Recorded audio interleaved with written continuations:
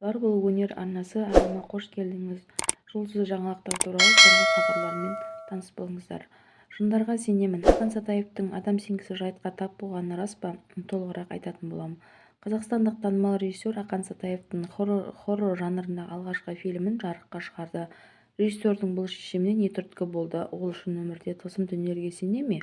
Ақан Сатаевтың жаңа жанрдағы бақ сынаған фильмі «Анель» деп аталады. Бір отбасының құпиясы жайлы сыр шертетін кинотуындының сценарийі 2 жыл бұрын жазылған екен. Режиссер фильмнің атауы неліктен «Анель» аталғанын түсіндіріп берді. Кинодағы кейіпкерлердің есімдерін ұжымдасып отырып шешкен едік. Негізгі фильмнің сценарийі осыдан 2 жыл бұрын жазылып басталған еді. Кейіпкерлердің есімін ерекше есте қалатындай қазақтың әдемі есімдерімен қойдық. Анель, Зейнеп, Мәди, Лаура сынды есімдер тілге жеңіл және тез есте қалады. Сол себепті бұл жағынан ұтымды шығуына аса мән бердік. Аннабель деген сияқты шетелдік ағымдағы кинофильмдердің жетегіне еру тіпті ойда болмады деп жауап берді режиссер. Ақан Сатаев хоррор жанрын сүрместен бұрын көрерменнің қабылдауына қатысты уайым болғанын жасырмады.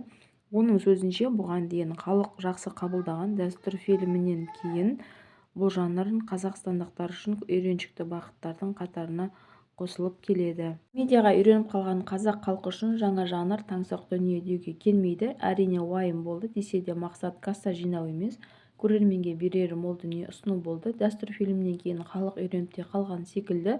Алайда біз сценарийді жалпы хоррор жанрын сүруді 2 жыл бұрын қолға алдық деп жауап берді ол. Режиссер өзі тылсым күштердің барына сене ме? Кинода тылсым күштерді бейнелеуіне не себеп болды? Өмірде осындай жайттарды бастан кешкен бе? Жындарға тылсым күштердің барына сенемін, олар әрине бар, алайда Құдай сақтасын мұндай жағдайларды көзбен көрген емеспін.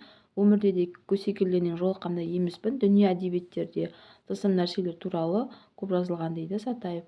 Ақан Қарғанбайұлы Сатаев қазақстандық танымал режиссер, продюсер, сценарист және актер.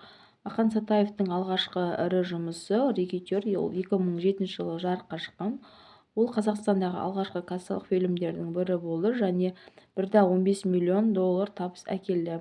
Кейін ол «Жау жүрек мың бала», «Томирис», «Анаға апарар жол» сияқты тарихи және драмалық фильмдерді түсірді. Оның шығармашылығы қазақстандық көрермендер мен шетелдік кинофестивальдердің назарына ілікті. 2013 жылы оған Қазақстанның еңбек сіңірген қайраткері атағы берілді. 2019 жылы Қазақстан президентінің жарлығымен құрмет орденімен марапатталды.